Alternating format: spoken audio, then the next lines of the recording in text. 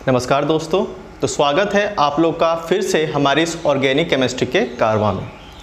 तो previous videos में एक छोटा सा रिकैप देना चाहूँगा आप लोगों को। प्रीवियस वीडियोस में हमने रूल्स को पढ़े, एल्किल ग्रुप्स के सारे उसके कैटेगराइजेशन को पढ़े, उनकी नेमिंग को पढ़ा। और प्रीवियस वीडियो में जो उसकी पहले की वीडियोस थी, मैंने उसमें आपको सब्स्टिट्यूएंट्स के बारे में बताया, जो मेनली हमारे क्या थे, सेकेंडरी प्रीफिक्स थे। सेकेंडरी प्रीफिक्स क्या थे? वो क्या थे? एक तरह के फंक्शनल ग्रुप्स थे। अब मैं यहाँ आपको ये बताऊंगा कि फंक्शनल ग्रुप्स एक्चुअली होते क्या हैं। ठीक है, फंक्शनल ग्रुप क्यों इतने इंपॉर्टेंट हैं, वो कैसे किसी भी ऑर्गेनिक कंपाउंड के सारा का सारा जो रिएक्शन की प्रॉपर्टी होती है उसको कैसे कंट्रोल करते हैं, फिजिकल प्रॉपर्टी को कैसे कंट्रोल करते हैं। उसके बाद से मैं ये चीज़ें उस सेकेंडरी प्रीफिक्स के साथ जोड़ूंगा और आपको ये बताऊंगा कि वो फंक्शनल ग्रुप होते हुए भी उनको हम सब्स्टिट्यूएंट्स क्यों मानते हैं। तो स्टार्ट करते हैं आज का टॉपिक IUPAC नोमेनक्लेचर को। और हमारा आज का जो टॉपिक है वो है आपका फंक्शनल ग्रुप। तो मैंने यहाँ पे एक नेम लिखा है एज एग्जाम्पल के लिए, आप इसको एग्जाम्पल ले सकते हैं, 2-ब्रोमो-प्रोपेन 1-ओइक एसिड। ठीक है, तो यहाँ पे आपका जो 2-ब्रोमो है वो एक्चुअली है आपका सब्स्टिट्यूएंट। सब्स्टिट्यूएंट मैंने पहले ही बता चुका है आपको क्या होता है। वो होता है आपका सेकेंडरी प्रीफिक्स। ठीक है,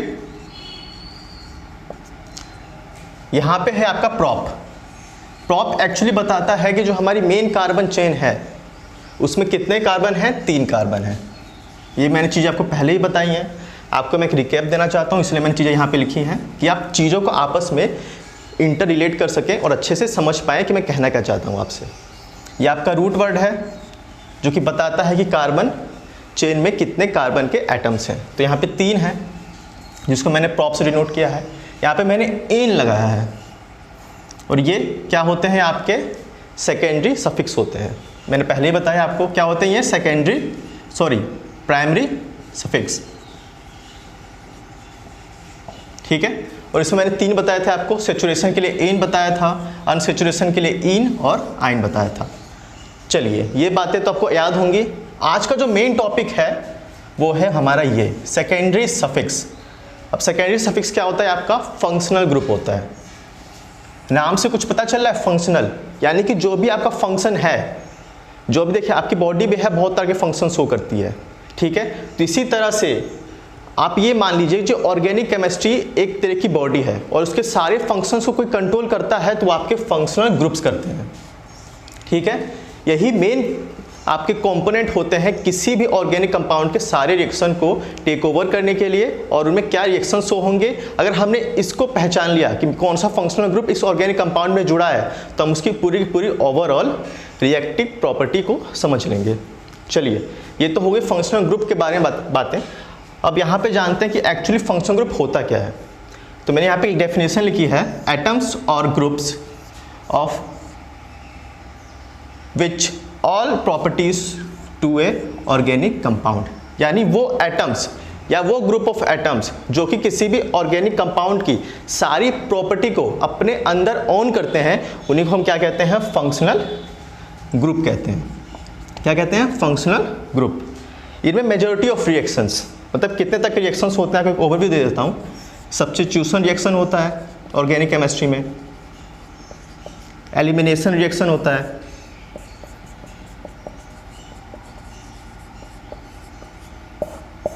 तो ये तरह के जो रिएक्शंस होते हैं, एलिमिनेशन रिएक्शन हो गया या सब्स्टिट्यूशन रिएक्शन हो गया, ये किस पे डिपेंड करते हैं? आपके फंक्शनल ग्रुप पे डिपेंड करते हैं।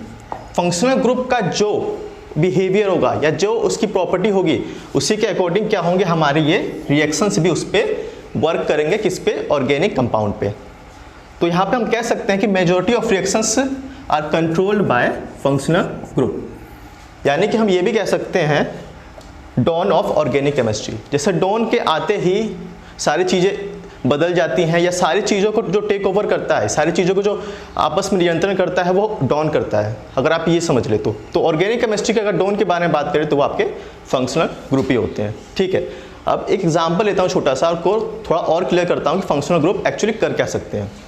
ठीक है, तो मैं ये एग्जाम्पल लेता हूँ मीथेन का। ये आपका CH4 है। ठीक है, इसको मैं ओपन स्ट्रक्चर लिखता हूँ पहले। यहाँ पे 4 हाइड्रोजन एक कार्बन से क्या है अटैच्ड है, ठीक है। तो मैं क्या करता हूँ, एक हाइड्रोजन की जगह मैं यहाँ पे आपके अटैच कर देता हूँ NH2,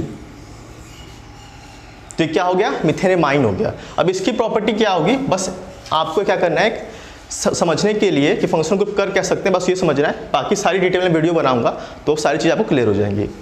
तो मैंने यहाँ पर अगर एमीन जोड़ दिया तो ये क्या हो जाएगी, बेसिक हो जाएगा। ये जो होगा आपका ऑर्गेनिक कंपाउंड क्या हो जाएगा, बेसिक,